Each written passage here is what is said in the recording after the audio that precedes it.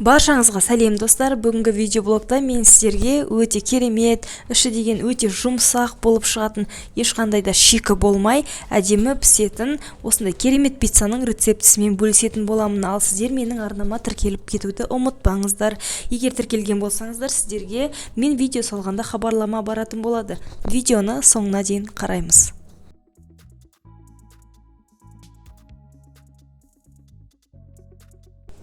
Біз ең алдымен пиццаның қамырын жасаймыз. Ол үшін ыдысымызға осылай жылы суымызды құямыз, қантымызды саламыз, және де тұз және де ашытқымызды салып жақсылап араластырамыз. Одан кейін бетін жауып 1 сағатқа қойып қоямыз. Жылы жерге 1 сағатқа қойып қоямыз.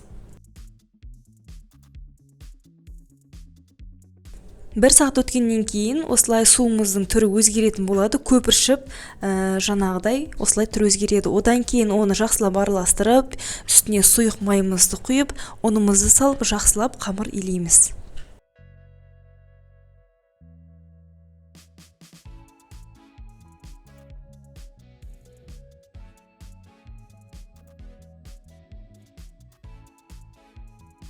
Мен қамырды үнемі осылай бастапқыда вилкамен немесе қасықпен араластырып аламын. Одан кейін барып қолмен әдемілеп илейтін боламын.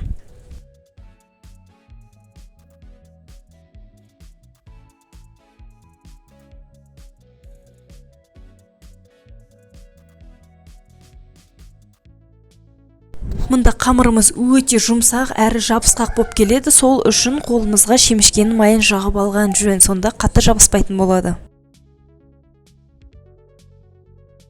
Келесі кезекте осылай қолмен жақсылап басып, бетін жауып, тағы да жылы жерге қойып қоямыз. Жарты сағаттай қойып қоямыз.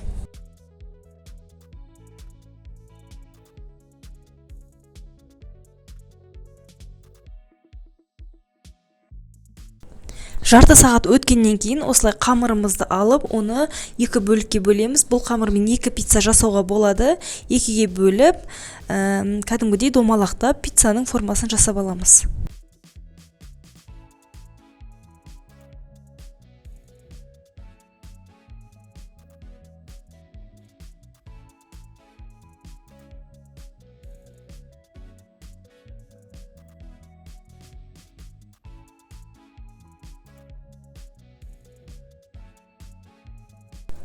Қамырымызды осылай әдемілеп домалақтап жайып алдым. Оның үстіне майонез және де кетчупты салып, жақсылап қасықпен барлық шетіне әдемілеп жағып шығамыз.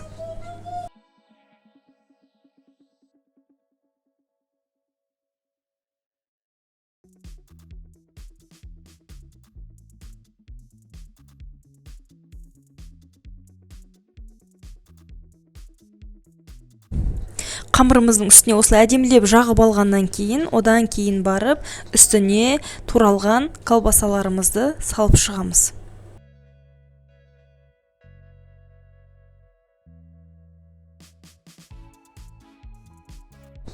Мен осылай колбасалар 4 бұрыштылап, ұсақтап турап шықтым. Сіз домалақтап, өз қалауыңызша турасаңыздар болады. Негізі осылай 4 бұрыштылап, ұсақтап тураған әлде қайда жақсы.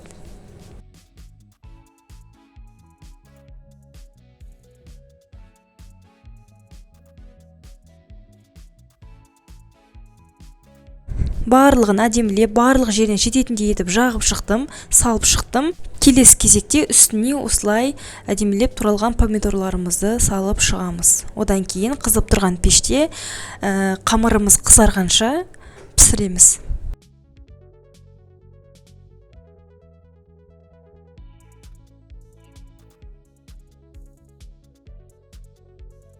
Пиццамыздың қамыры піскеннен кейін барып, үккіштен өткізілген сырды үстіне сеуіп салып шығамыз. Одан кейін қайтадан духовкада 1-2 минут қана ұстап, сырымыз езілгенше ұстаймыз.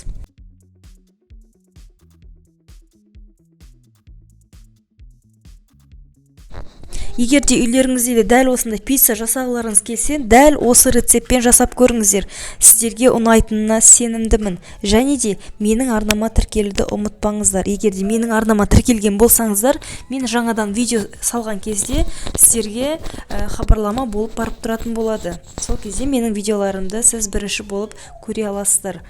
алда көптеген видео рецепттер болады, каналыма тіркелуді ұмытпаймыз. Және де келесі видеода кездескенше сау болыңыздар.